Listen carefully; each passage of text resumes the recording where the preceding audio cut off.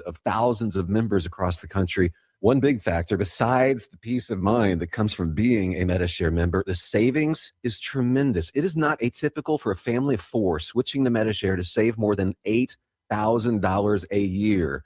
It is a difference maker, and you can get 24/7 telehealth. You get access to more than 1 million providers and hospitals. There are flexible options, too, for your budget. So if you think you're stuck with a high-cost plan that doesn't have much to offer, think again. You could join MediShare anytime, so call them today and check it out. There's no pressure. They're super easy to talk to. Here's the number, 844-45-BIBLE. That's 844-45-BIBLE, 844-45. If you're shopping for a banking institution, visit with Equity Bank of Hoxie, Grinnell, and Quinter, Kansas. The Equity Bank is heavily invested in local business and activities contributing in many ways back to their community. Their employees are involved with many organizations and area events. Plus, a lot of experience comes with that staff. You'll find valuable local assistance when you bank at the Equity Bank of Hoxie, Grinnell, Quinter, and other locations in Western Kansas. The Equity Bank, member FDIC.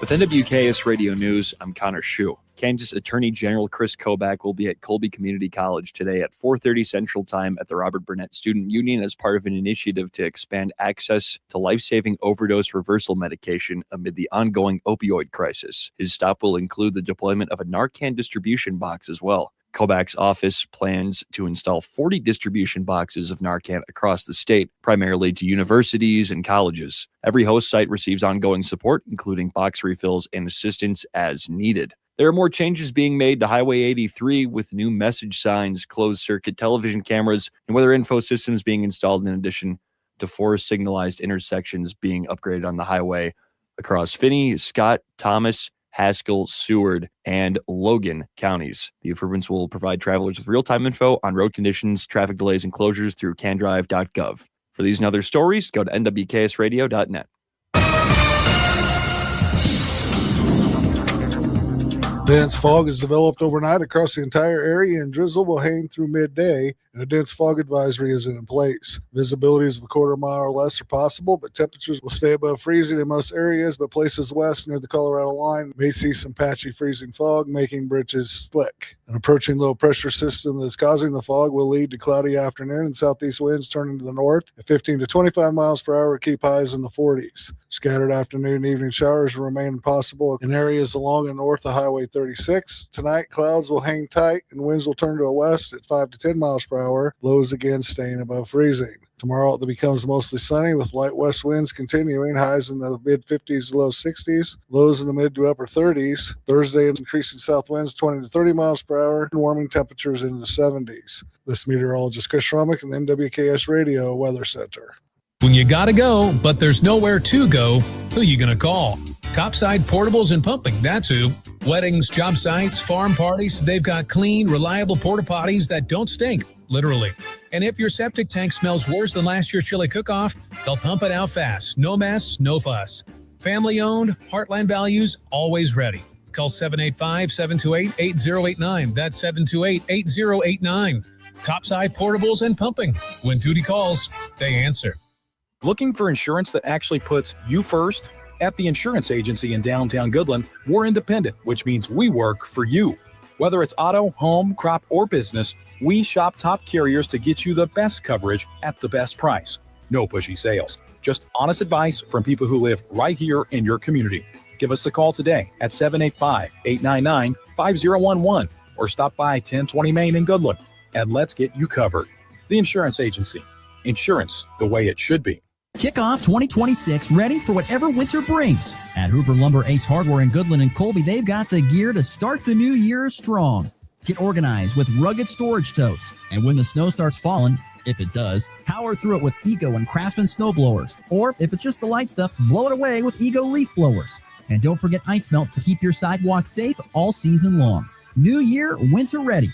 Hoover Lumber Ace Hardware in Goodland and Colby. Helpful folks, trusted brands, and everything you need to get it done.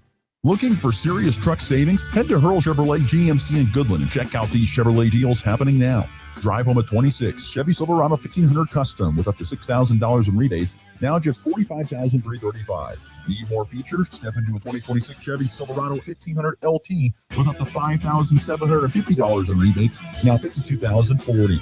Power, capability, and value, all backed by the Chevrolet name. See the lineup today at Hurl Chevrolet GMC in Goodland, online at hurlchev.com. At Ray Community District Hospital and Clinic, they believe in promoting healthier living through compassionate quality care.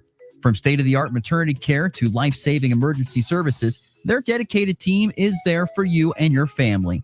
Whether it's managing diabetes, navigating recovery, or receiving specialized treatments, they're committed to your well-being.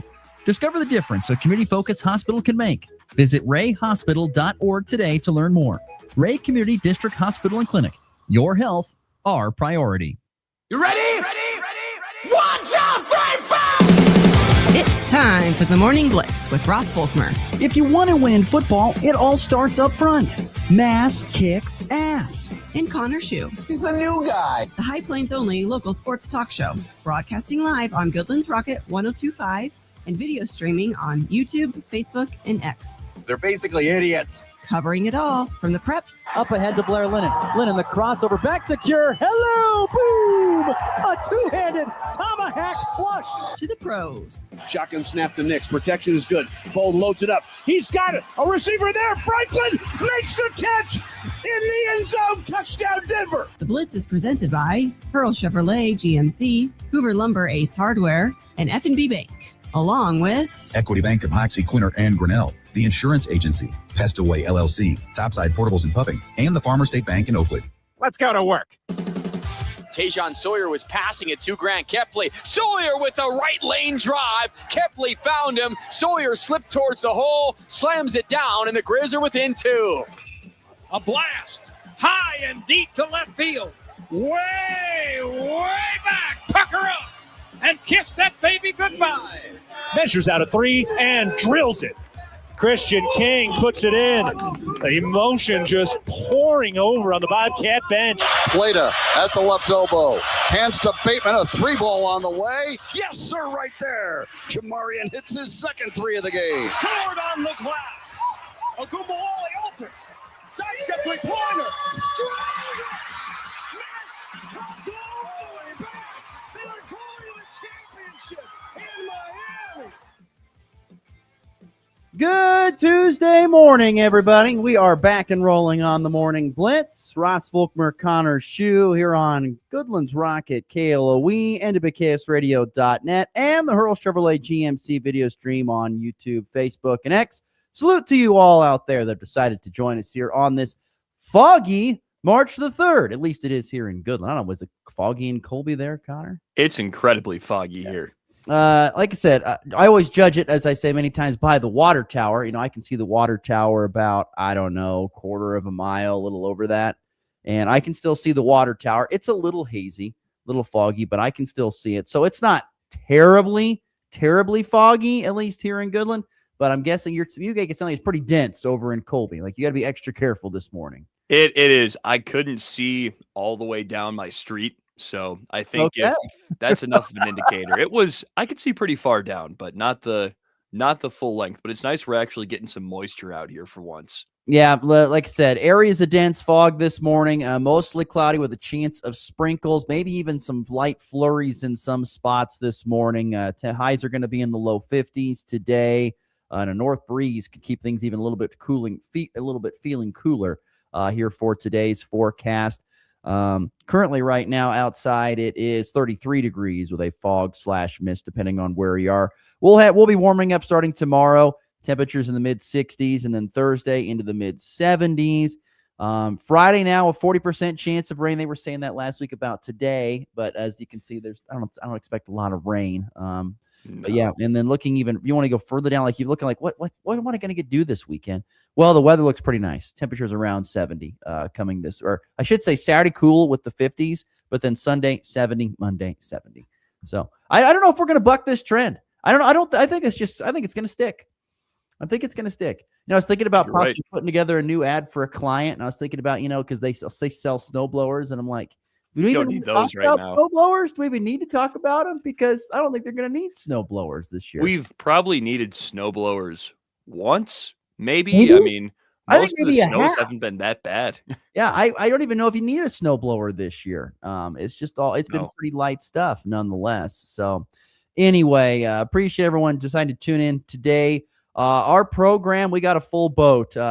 Speaking of full boat, it's a loaded night of college basketball. Everyone's trying to get a game in before their final games on Saturday. And for our regional teams, that means everybody's playing tonight. It's a full slate. Kansas, Kansas State, Colorado, Nebraska, all playing tonight in college men's college basketball. We'll touch on that in segment 3. We'll touch on some NFL news surrounding the Kansas City Chiefs continuing to clear cap space for KC. We will get to our picks of the weekend. We'll recap that coming up here a little bit later on here in this opening segment. And I'm super excited. First-time guest coming on here in segment 2, Sam Hadfield from 801 Bracketology. We're going to talk brackets today. I Forward to it. am so ready for that. I got a lot of questions. Me too. So Sam Hadfield will join us coming up. 801 Bracketology. He'll join us on the Hurl Chevrolet GMC video stream coming up here in about probably 20 minutes from now. Anyway, let's dive into it. Last night, the high school basketball season or high school basketball postseason resumed with some sub-state semifinal action and quite a bit of success surrounding area teams. In fact, all the teams that played last night, only one team from kind of our area was eliminated. That was Decatur Community Girls. They lost to Osborne in a hard-fought game, 61-55. And so it is Osborne who advances to face Quinter Girls, who did win last night, easily over Victoria, 71-43. So it is Quinter and Osborne meeting Saturday for a sub-state championship game in the girls 1A D1 Osborne sub-state. And that championship game will happen at Osborne, 6:30 Central Time. Osborne and Quinter, 19-4 Quinter, or no, I should say, 19-4 Quinter, taking on 17-6 Osborne Saturday afternoon for a chance to go to state, if we want to call it that. More on that discussion later on in the week. Also last night in high school basketball, you had Wheatland Grinnell girls defeating Golden Plains 47-34. Lady Bulldogs season comes to an end. So I lied. There was another one that needed. They finished their year at 12-11.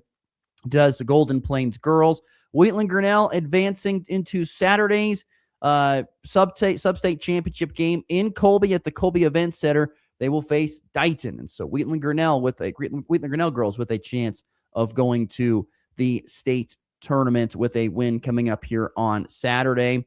And that was not the only one. Plenty of other area teams in the Rexford Golden Plains sub-state. So you've got Dighton, Wheatland Grinnell in one sub-state final. And then a little bit of an upset last night, if you want to call it that. Wallace County, the 7 seed, upset the 2 seed Western Plains 51-45.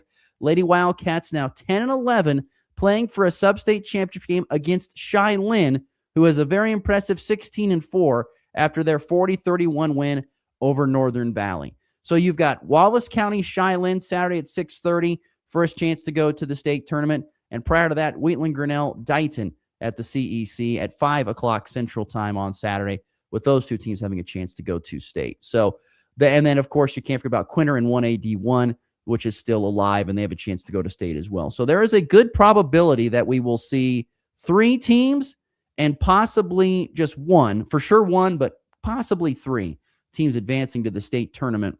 Once again, if we want to call it that, because yes, you are in the state tournament, so they say, but you aren't playing at the true state tournament site. Right. You're playing at a neutral site game, supposedly somewhere in a designated 9 spots around the state that you could be playing in. That's in between the 2 schools. So, and for a lot of these Northwest Kansas teams, that means it's probably going to be in Salina somewhere, more than likely. Unless you're playing a team from the Southwest, then it might be Dodge City, possibly. And then you're probably getting a 3-hour drive if you're going out to Salina. I'm telling you, the schedule that Keisha came up with is just plain stupid. I mean, I can't, there's no other word for it. They just completely botched what was a really good state tournament format and just completely messed it up. It's just stupid.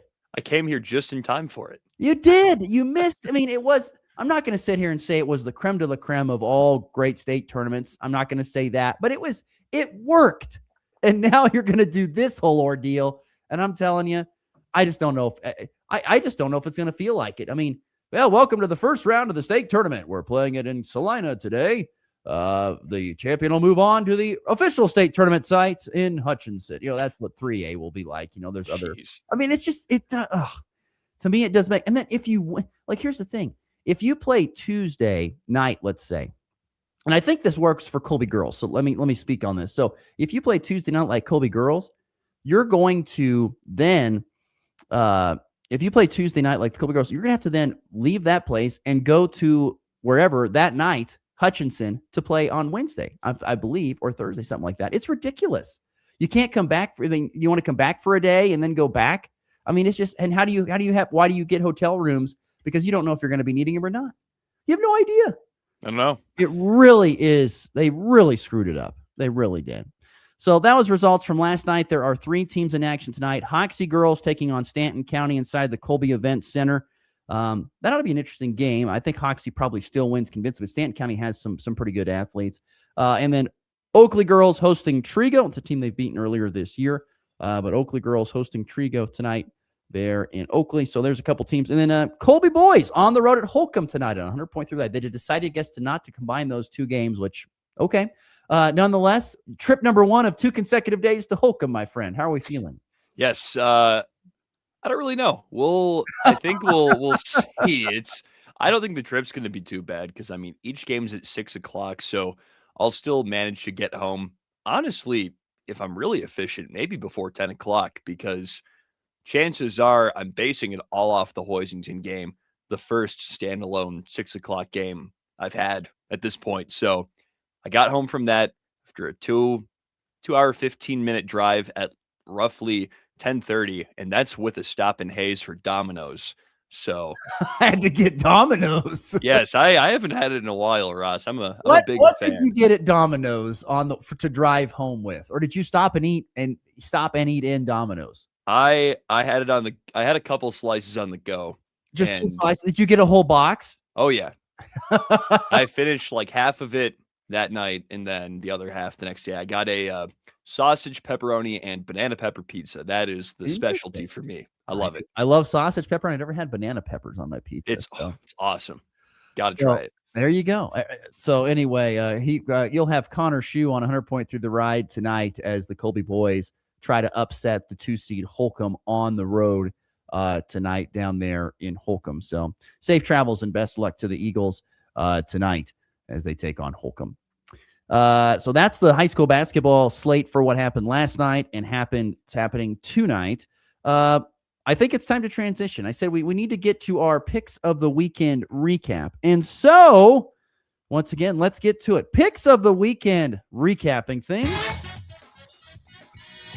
I can't believe it ended up like this again. So it was another tie. Yes. And I thought we went different on a lot of picks, and we still managed to even out somehow. And so I have our records at 6-6, not 7-6 or 6-7, and you'll know why at the end. Okay. So we'll just start off at the top.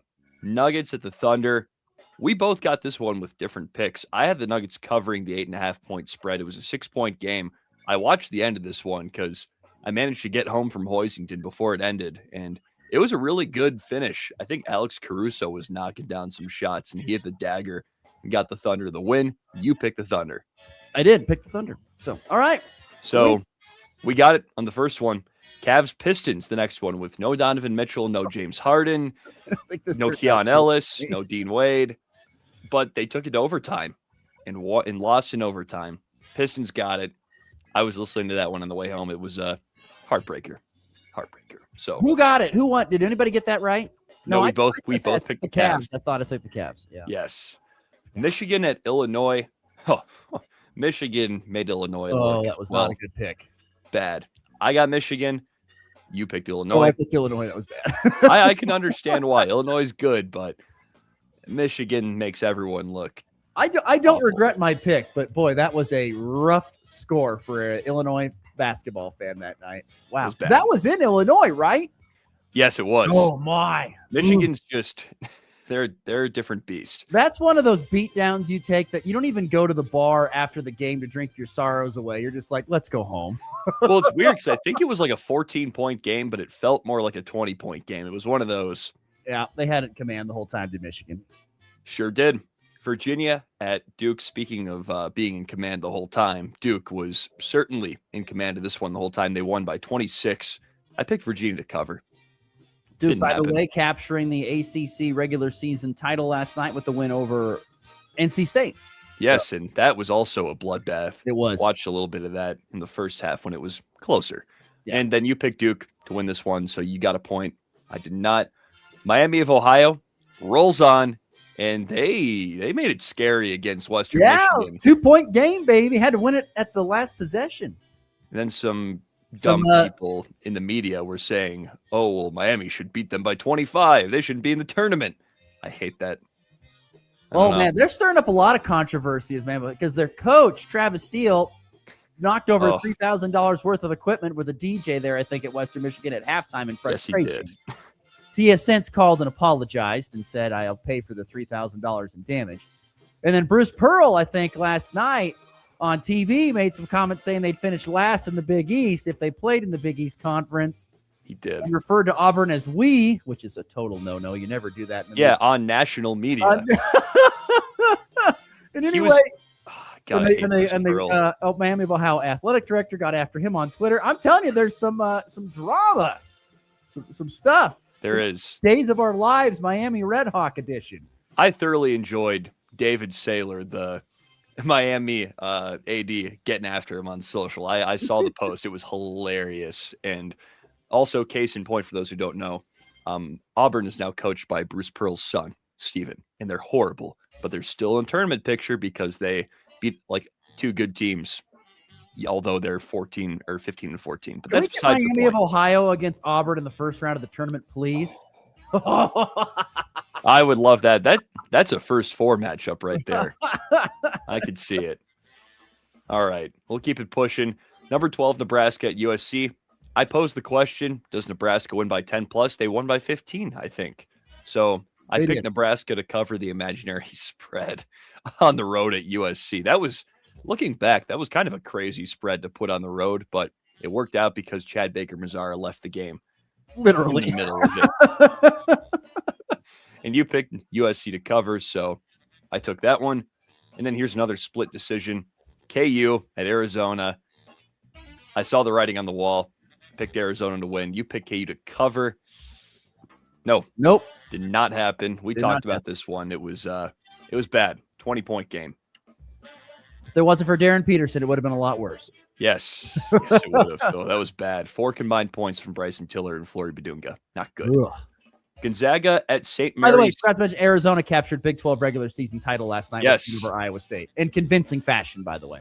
Yeah, that was, oh man, neither team could buy a bucket. There was a moment in the first half. I watched it for 5 minutes. Nobody made a shot. Brick. It was bad for a little bit. Then things started to kind of pick up. It did, yeah. There were some great dunks, particularly in the second half for Arizona. There were some sweet slams, but man, in that first half, no one could buy a basket. It was brutal. It was awful. But yeah, dirty basketball. Gonzaga at St. Mary's, the final West Coast Conference. Got this installment one. of this I know one. that.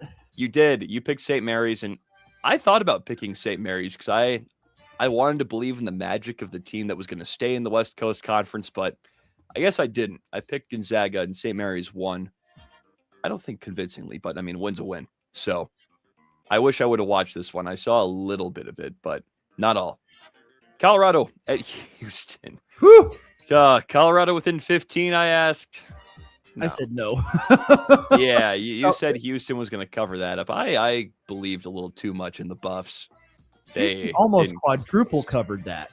Almost. Yeah, that was disgusting.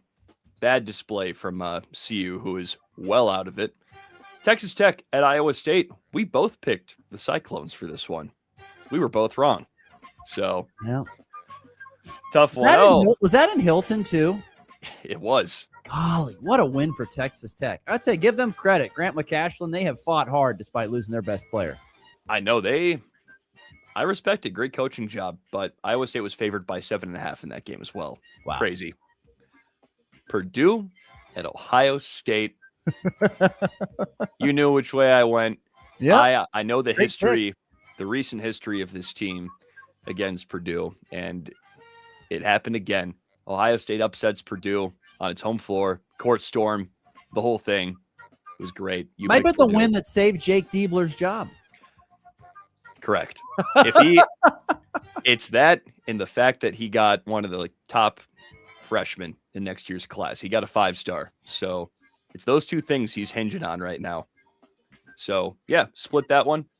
And TCU at Kansas State, I think I picked Kansas State way too often in this. They did not win. You picked TCU.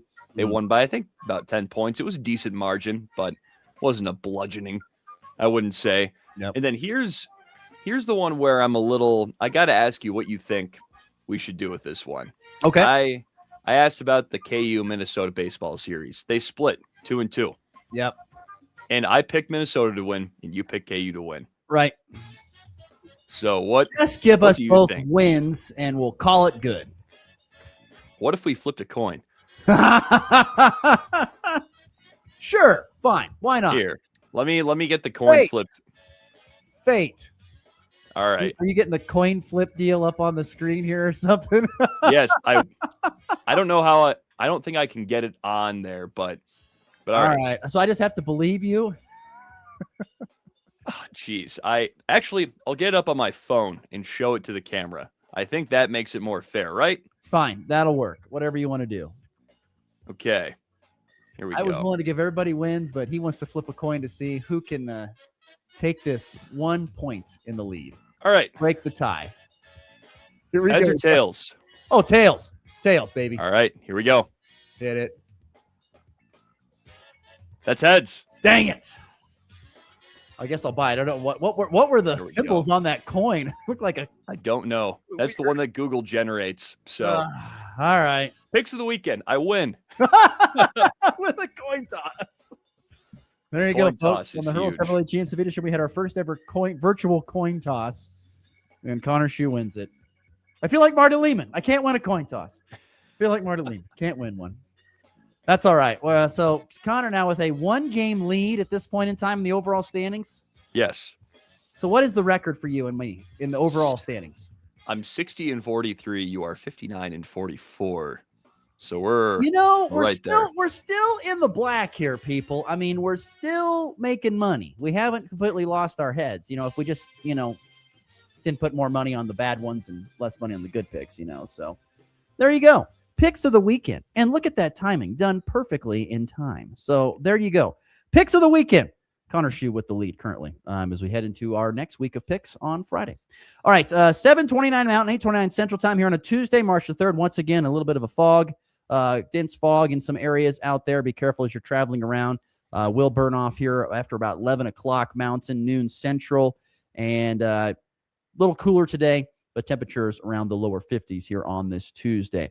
We will take a break. When we come back, we're talking more college basketball. Sam Hadfield will make his first debut here on the Morning Blitz from 801 Bracketology as we talk about the NCAA men's basketball tournament coming our way here in a couple of weeks. That's next. You're on the Morning Blitz.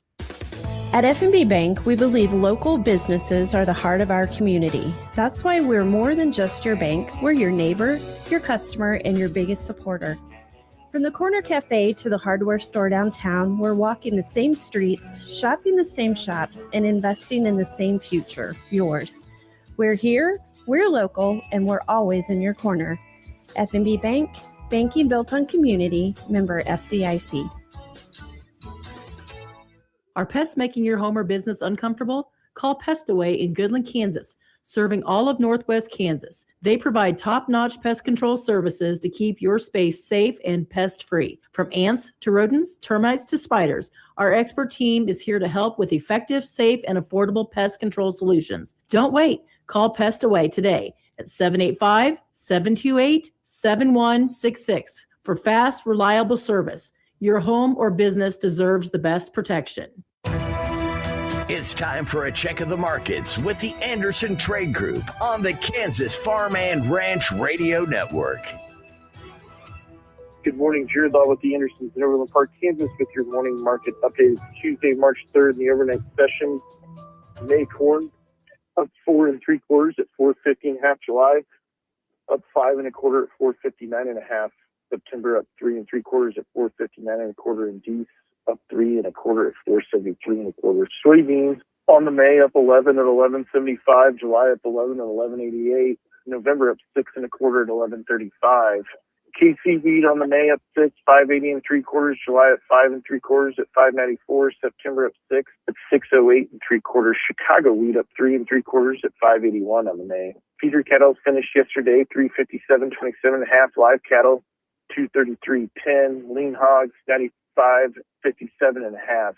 Crude oil futures up 5.33 at 76.56. Gold futures down 144.60 an ounce at 5,166.10. Silver down 6.58 at 81.96.5. U.S. dollar index trading either side of unchanged. Dow futures down 951 at 47,994. S&P futures down 121 at 6,766.25. If you need to move any cash, grain, or want to talk about risk management, you can reach out to myself, Jared Law, Tom Sluter, or Tyler Gosh, 913-748-3000. If you're out in Colorado, you can reach out to John Hankey or John Stiles at 970-744-4484. The Anderson Trade Group, proud market partners with Kansas Farm and Ranch Radio. Find out more at andersongrain.com. The risk of loss through trading futures and or options is substantial, and each investor or trader must consider whether this is a suitable investment. Past performance, whether actual or indicated, is not indicative of future results. The Anderson Trade Group has no guarantee that the advice given will result in profitable trades. If you're buying or selling cattle, make your first stop livestockmarket.com. Bred cows, heifers, pairs, bulls and frozen genetics, even feeder calves. You'll find them all at livestockmarket.com. Livestock Market features private treaty sales, online auctions, and live production sale bidding. You'll also find horses, sheep, goats, and hay. Check out the free Livestock Market magazine wherever you pick up Tractor House and download the Livestock Market mobile app today. Every bag of FiberMax cotton has 220,000 seeds chock full of innovation, like advanced genetics for longer, stronger fiber, which means 220,000 reasons to hear, "You got what premiums?" And new Accent Flex technology for powerful weed control, which means 220,000 reasons to say, "Heck yeah, I grew that." FiberMax cotton from BASF. Innovation in every bag. Always read and follow label directions. All the sports you love, all in one place. Ooh, this will come in handy. This is the Morning Blitz.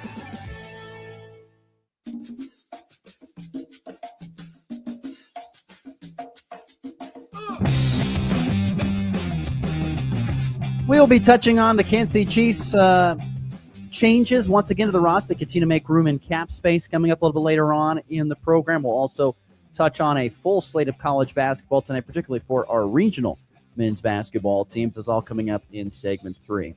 But I am super excited. I've been looking for a person to talk bracketology with us for some time now, and we are pleased to welcome onto the Hurl Chevrolet GMC video stream for the first time making his Morning Blitz debut, Sam Hadfield from 801 Bracketology. Sam, good morning. Thank you so much for joining us, sir. How are we doing today? I'm doing great. It's good to be with you guys. I appreciate y'all having me on. It's finally March. We made it. We did. I have a random question for you. So how do you get into bracketology? Is it a passion? How did you get into bracketology? Give us your backstory on 801 Bracketology. Yeah, that's an awesome question. One that I love to answer. So I have always been a huge college basketball fan. I'm actually local to Utah. And so I've been a big BYU fan my whole life. And growing up I attended the game where Jimmer played against Kawhi Leonard in the Marriott Center.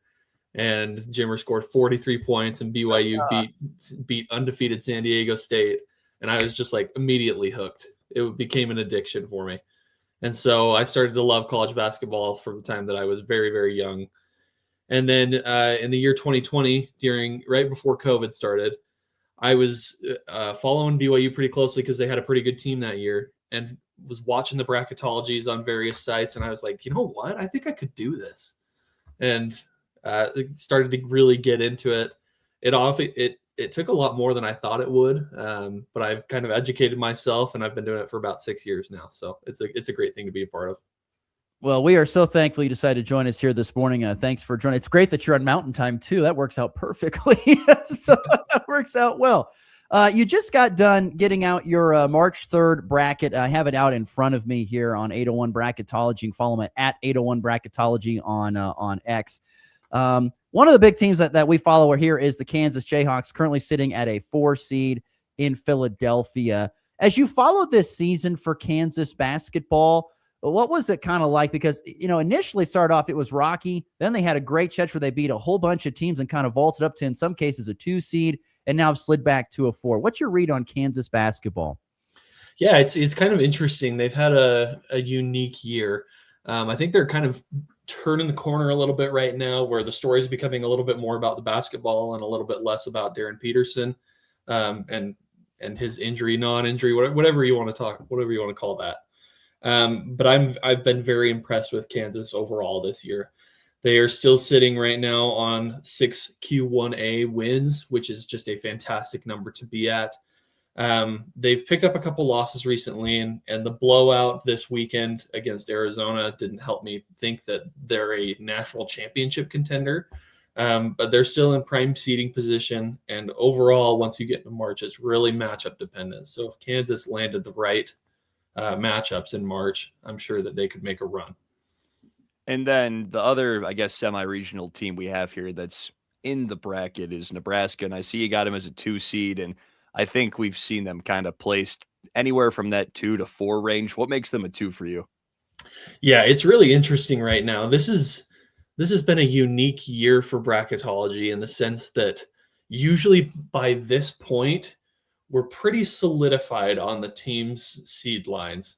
And as I was doing this the other day, it's like teams number 8 on the seed line. So the last 2 seed through the first 4 seed are almost identical in terms of their resumes, their metrics, etc.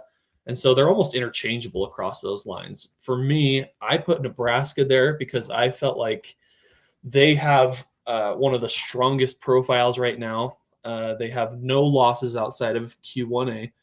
They've got 4 Q1A wins, and they have really, really strong metrics behind what they've done this year. And so for me, it just felt like, you know what, if that's what Nebraska has accomplished this season, then I'm going to give them that 2 seed because I think there's a little bit of flaws in the rest of the resumes that I was comparing to. Well, not only do you have him as a 2 seed, but you have him in the Oklahoma City 2 seed spot, which could lead to a red out, as we like to call it from Husker Nation. There'll be a lot of Nebraska fans making the trip down to Oklahoma City. And so that would be a huge advantage for Nebraska if they can sit on that spot there at the number 2, particularly at Oklahoma City. My question is there any, like, they play at UCLA late tonight, super late. Like, if they lose this game or lose a game to Iowa, how much does it impact that number 2 seeding in your mind? It actually impacts it a ton. It impacts it a lot. And it's going to impact the location that they go to even more. Because what the committee will do is they will line up the seed list 1 through 68. And then as they bracket the teams, they will give them preferential geographic location for the first 4 seed lines. So teams 1 through 16. And then we'll just go in order. Team 1 prefers this geographic location. Team 2, this location, etc. And so what Nebraska has in terms of, and what Nebraska has in terms of competition is Houston really would prefer to go to OKC. And Houston's probably going to finish above Nebraska if I had to guess. They're pretty solid as a 2 seed right now. And so Nebraska then needs to finish above teams like Iowa State, who would prefer to go to Oklahoma City as well. And a loss to UCLA tonight would probably impact that significantly. It would bring Nebraska back to a similar resume to Iowa State, and Iowa State's got a really strong profile too.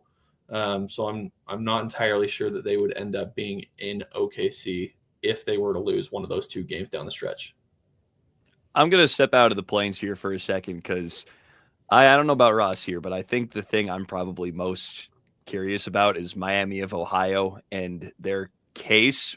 What's the likelihood you think? Let's say if they have maybe one or two one loss and it comes in the conference championship or the semifinal in the MAC tournament, you think they got a shot at an at-large still? Absolutely, yeah. I think one loss would be a given that they would be in. I think two losses becomes a little more of a question, and that's really disappointing, to be honest, because we're comparing Miami to teams like Auburn, who is 15-14 right now, I believe. Yeah. And so, I mean, what a joke! It's if we're really comparing those teams, we've entirely lost the plot. It is extremely difficult to go 26-0, 29-0, whatever you want to call it at this point. It's just hard to beat the teams that are in front of you on any given schedule. And you see teams along the bubble right now that have Q3 and Q4 losses this year. And Miami has played all of their Q3, Q4 games this year without any blemishes. So, I mean, what are we even talking about when we're comparing them to some of those teams? They should be a tournament team. They've been one of the best stories in the sport this year. I'd be really, really bummed if the committee chose to leave them out. You've got a broadcaster's nightmare with Miami of Ohio against Miami of Florida. That would be a broadcaster's nightmare right there in the first round, although entertaining. Yeah, we'd probably take that matchup, and whoever wins that matchup gets to keep the Miami University name. The other one has to be referred to as Miami in the state. There we go. That'd be great. Sam Hatfield is our guest. He's from 801 Bracketology, talking some brackets here with us. I got a question about conferences. So, the Big 12, I think, probably is the best conference. The Big 10 behind there a little bit. Do you agree with that? And at the same time, which conference gets more teams in to this tournament? Yeah, that's a great question. I think you're probably right. The top end of the Big 12 is probably the best league in the country right now. But the Big 10 stands right up there with it. Along my first three seed lines, I've got 5 Big 10 teams, which is crazy. That's 5 Big 10 teams in the first 11 seeds. The SEC is probably just a hair behind those two leagues if I had to estimate. But some of the mid-tier teams in the SEC are really going to control the bracket this year. And so I think the SEC is actually going to end up with the most bids going into March. It won't be as many as they got last year. Last year, they had a historic 14 bids in March. I'm anticipating that there'll be around 10 or 11 this year. And it'll be a fun tournament because I think it's a little more balanced than it has been in past years. So right now I've got 10 SEC teams in, 9 Big 10 teams in, and 8 Big 12 teams in. I'm curious what you think about the bubble this year because, like usual, it's not super strong, but out of the teams you've got in that last 4 in or 2 teams locked into the 11 seed, who do you think is most likely to drop off the bubble? Yeah, I'm glad that you brought this up. And if you're going to give me a platform, I'm going to preach. This is the perfect argument for why we should not consider tournament expansion. We're looking at horrible bubble teams. And I mentioned Auburn earlier. If we expand this thing to 76 teams like the NCAA wants to do, we're talking about 15-14 Auburn as a lock for the tournament right now. That's a joke. That's a complete joke. Yeah. But I think teams that could fall off along the seed line, is that your question? Yep. Oh, man, that's tough because so many of them have kind of fallen off already. Cal was a big one this weekend that lost a Q3 home game to Pitt and fell out of my bracket. I think Texas A&M is playing with fire a little bit right now. They have been in my bracket for weeks on end, but they've lost several games recently, and they're sitting right now in my last 4 in, so they would be a team in Dayton. I'm not sure that they're going to end up making it. They've gone on too much of a losing streak for me recently. Sam Hatfield, 801 Bracketology, our guest here on the Hurl Chevrolet GMC video stream on this Tuesday. On that same question, whether it's a team that's locked in but is messing with seeding or a team that is on the bubble who, like you said, is kind of playing with fire a little bit, who needs to be on their best behavior here over these last 2 games of the regular season in order to either solidify their tournament picture or put themselves in a better position? Is there any team out there that you're like, boy, if something happens to this team, we've got Treve. You kind of said Texas A&M there. I was curious if there's any other teams that stand out in your mind like that. Yeah, a couple others, I suppose, that aren't quite on the bubble yet, I would say, but are nearing there. NC State and SMU, both ACC teams who have gone through pretty rough stretches recently. I know SMU has a significant injury that they've picked up on their roster, but they've lost a lot of games in a row.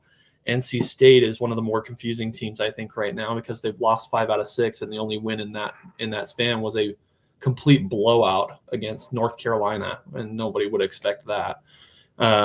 But I've got both NC State and SMU as 10 seeds right now, and I think they're both playing with fire as well. Where if they were to lose down the stretch and lose one of those first ACC tournament games, you may be looking at them outside the tournament looking in on Selection Sunday.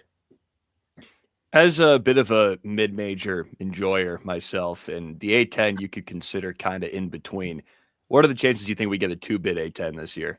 Yeah, I think they're actually pretty good. I wouldn't have said that a couple weeks ago, but VCU's played pretty well with in the past couple weeks against the teams that they've faced outside of SLU, obviously. But they're sitting in my last 4 in right now, and I think they have a pretty strong profile compared to some of the other bubble teams that have picked up losses recently. And so would love to see in the A10 tournament, SLU and VCU both advance to the championship. And then I think regardless of what happens there, if VCU made it to the championship, I think they're probably in on Selection Sunday. What is a team that is in the top 16 teams, the top 4 seeds, and what is a team in the lower seeds?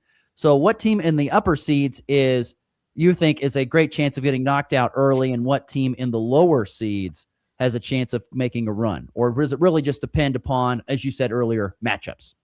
Yeah, it's pretty heavily matchup dependent, but we can note some trends, so I suppose. I think trending down right now in the top 4 seed lines, a couple teams that I would pick, probably Purdue, honestly, is the most likely. I think they have not looked great in the last few weeks. I can't remember. I think they're 5-8 in their last 13 games or something to that effect. Maybe not that many losses, but it's not looking great for them. They're not playing well. And they've had a kind of a weird season where they haven't played as well at Mackey Arena, which is completely wild. I never would have expected that. Right now, I've got them sitting at a 3 seed. If they were to pick up a couple more losses, I could see them dropping to a 4 seed and make an early exit in March, which I wouldn't have guessed a couple months ago. As for a team down on lower on the seed lines that could really rise above the expectations, man, that's tough. I really liked the way that St. Mary's played against Gonzaga this weekend, and I think they're peaking at the right time. Lots of people haven't been big fans of the St. Mary's profile because they haven't had a Q1 win most of the time, most of the last month. But they played very well against Gonzaga. They are looking like one of the best, hottest teams in the country right now. They've jumped the seed line.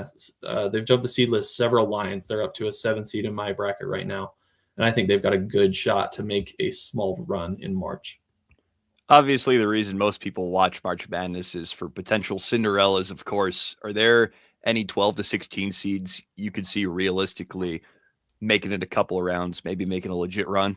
Yeah, absolutely. And I actually I got really excited last night when I was doing my bracket. I have South Florida and North Carolina playing in Portland, and I'll be in Portland for the first and second round games. And that would be just a heavy hitting matchup. South Florida is a team to watch for this year. They started out really cold, and they've gotten really hot since mid-January.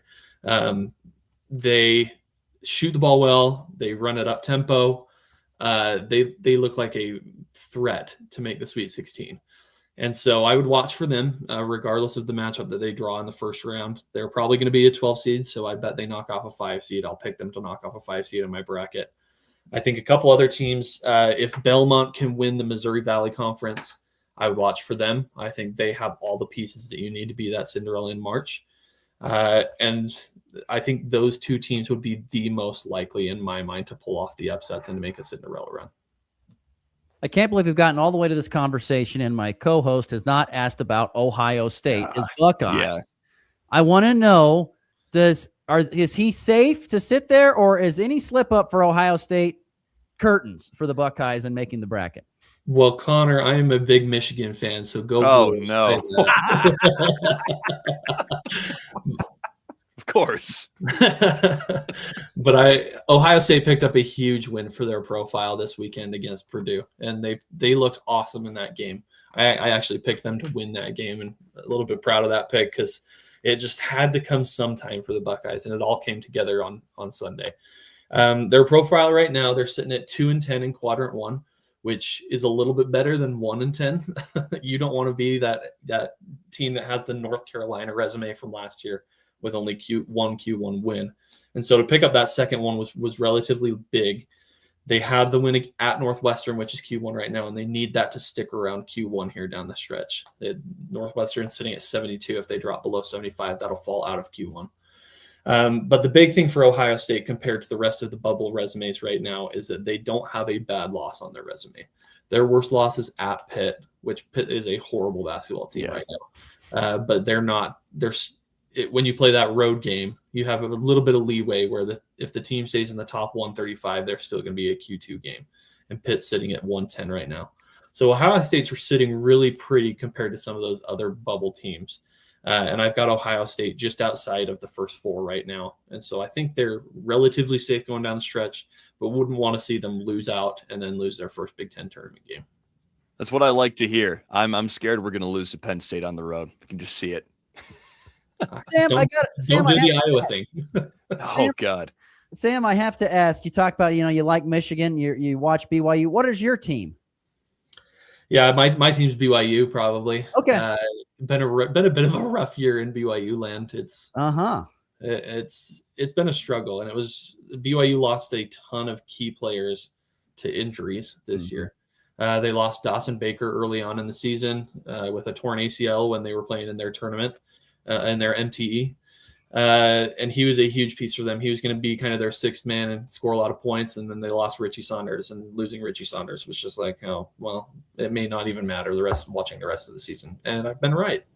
I am telling you, I see so many people, including you, who have Nebraska, if they win, to get possibly BYU in the second round. They played in a preseason kind of exhibition game, and Nebraska won by the skin of the teeth. I hate that. I hope BYU goes somewhere else. I can just see Nebraska dropping that game if they get past the first round, that is. I'll tell you right now, Nebraska would win that basketball game. I hope so. I hope so. Sam Hadfield, 801 Bracketology. Sam, we know we got to let you go. You got other things to get to. So thank you so much for today, for the time. I look forward to visiting you here in a couple weeks when we get closer to the bracket being out, or maybe just after it's getting out. Thanks, man. Appreciate the time and great conversation. Anytime. Happy March, guys. Hey, thank you. Once again, great stuff there. Sam Hadfield. That was wonderful. That was fantastic. That was awesome. Thank you, Sam, for answering my X message. See, it's good to get some bracket talk going. It's awesome. I have been wanting to have someone. I've messaged tons of people about talking about just the field of March Madness, and never. But Sam said yes. Thank you, Sam. That was great. All right, we're going to take our final break, come back, and wrap up the show with some regional college basketball tonight, and also some Chiefs news as well to get to. Stick around. You're listening to the Morning Blitz. Kick off 2026 ready for whatever winter brings. At Hoover Lumber, Ace Hardware in Goodland and Colby, they've got the gear to start the new year strong. Get organized with rugged storage totes. And when the snow starts falling, if it does, power through it with Ego and Craftsman snow blowers. Or if it's just the light stuff, blow it away with Ego leaf blowers. And don't forget ice melt to keep your sidewalk safe all season long. New year, winter ready. Hoover Lumber, Ace Hardware in Goodland and Colby. Helpful folks, trusted brands, and everything you need to get it done. Craving something delicious? McDonald's has you covered. From hot, fresh breakfast to juicy burgers and crispy fries, there's something for everyone, any time of day. And don't forget to try our classic McCafe coffee or refreshing McFlurry. Visit us in Colby, Goodland, Burlington, and Lamar for fast, friendly service and the flavors you love. Drive through, dine in, or order ahead on the McDonald's app. We'll have it fresh and ready. McDonald's, I'm loving it. At Coons Russell Funeral Home in Goodland, Kansas, honoring your loved one is what matters most. Every person is different, and so is every goodbye. That's why our team take the time to understand your needs and carry out your loved one's wishes with care. We offer a wide range of resources to support you every step of the way. Coons Russell Funeral Home, compassionate, personalized, and here when you need us. Call 785-890-3900. That's 785-890-3900. It's time to step into premium capability at Hurl Chevrolet GMC in Goodland with strong GMC offers happening now. Get into a 2026 GMC Sierra 1500 Elevation with up to $7,000 in rebates, now $51,150. And if you're ready for a full-size luxury, the 2026 GMC Yukon features 1.9% APR for well-qualified buyers. Full design, professional-grade performance. GMC delivers power and refinement wherever the road takes you. Visit Earl Chevrolet GMC in Goodland today or online at earlchev.com.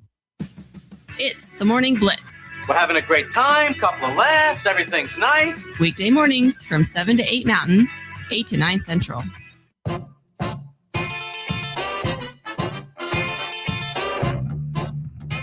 Once again, thanks again to Sam Hadfield joining us to talk some bracketology. Follow him on social media at 801 Bracketology. Got great information there for you. It has his most recent March bracket posted. He posted it yesterday. Another reminder from KDOT, plenty of fog and a few sprinkles, especially along the I-70 corridor. So if you're traveling through, be extra careful. Slow down. Could be slick in a few spots with some cool temperatures, so just be aware of that. Fog's supposed to lift around 11 o'clock Mountain, noon Central Time today. FNB Bank text line 785-899-2222. Michael chimes in about your Domino's.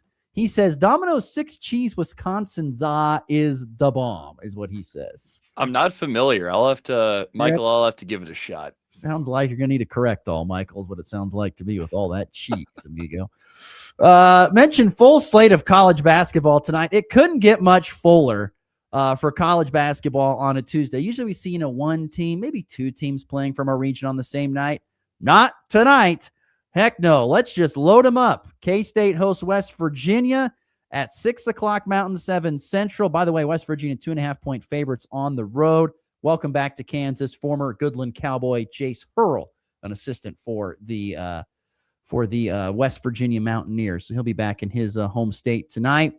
Kansas on the road at Arizona State. KU 5.5-point favorites. That's an 8 o'clock Central Time tip. Listen on Father Country 97.9. By the way, K-State's going to be on AM 790 KXXX tonight, but you can watch it on ESPN+. And let's see here. Also tonight, you've got Colorado going to Utah, an old Pac-12 game. The Buffalo's just a 1.5-point favorite on the road there in Salt Lake. And then if you want to have a late night cup of coffee, you can try and stay up with me at 9 o'clock Mountain, 10 Central. You'll be back in time for tip, Connor. Number 9, Nebraska at UCLA tonight. I think I'll be tuning in at least for the first half. By the way, UCLA, a 1.5-point favorite at home over Nebraska tonight. Potential 10 seed UCLA. Nebraska needs this win to stay in the 2-line conversation, it sounds like, according to Sam Hadfield. So we'll see if they can pull it tonight. Going to be a tough one there at Pauley Field, and they're very good. UCLA is one of the best teams at home this year in the Big Ten. God, it's going to be a late night. Gosh, that's a super late. 9 o'clock. 9 o'clock Mountain Time tip. I mean, I'm thinking it's bedtime at 9:30. Right. Shoot. I don't know about you, Russ, but I think what I want to see most out of this game is a Mick Cronin meltdown. Well, then that usually means Nebraska's dominating, so I hope that's what we see as well. I'm not going to say it's likely or not, but I like it. That would be awesome. So a full slate tonight. By the way, Kansas will play on FS1 and then Nebraska, UCLA will follow. So you can watch both those games consecutively on your television. Colorado and K-State are on the plus tonight if you want to watch that. And of course, on your favorite Northwest Kansas radio station for KU and K-State basketball. Once again, K-State on AM 790 KXXX because Connor is on 100 point through the ride with Colby Eagle basketball tonight down at Holcomb. All right, we've got to get to the walk-off.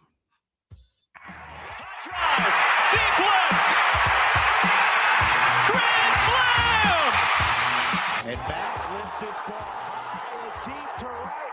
How about a walk-off three? Thomas to the 10. Difference going on in New England. They win it on the first play of overtime. Mahomes flings it. It's there. Hardman. Jackpot. Kansas City. Couple regional and local news and notes to get to. Chiefs are moving on from left tackle Jawan Taylor About They time. said he will be released at the start of the NFL's new league year on March 11th unless a trade is worked out. That'll help give him about $20 million against the cap taken off the books.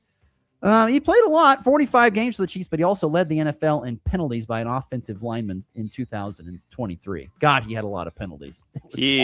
Every time I'd watch the Chiefs, he's either getting beat or he's holding somebody. Or he's lining up way off the line of scrimmage. Yeah. Oh my God. That was, I remember seeing plenty of graphics about that. Oh, geez. He was way off the line of scrimmage. So Jawan Taylor gone there for Kansas City. I'm not going to get a hold of Nick Ath. I think we need to have him on. What are the Chiefs doing? They're cutting a whole bunch of stuff. What are they going to do to fill these spots?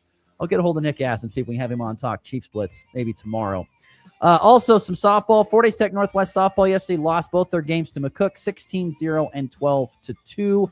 Tech sitting at 1-7 on the season. Colby Community College scheduled to play today, hosting Trinidad State for 2 at Carl Adams Field.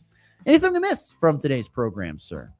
I think you got it all covered there, Russ. All right. Well, of course, don't forget that Colby boys basketball tonight on the road at Holcomb on 100 Point Through the Ride, our sister station. Also tonight, Hoxie girls hosting Stanton County inside the Colby Event Center, and Oakley girls hosting Trigo there in Oakley. That's your high school basketball slate tonight.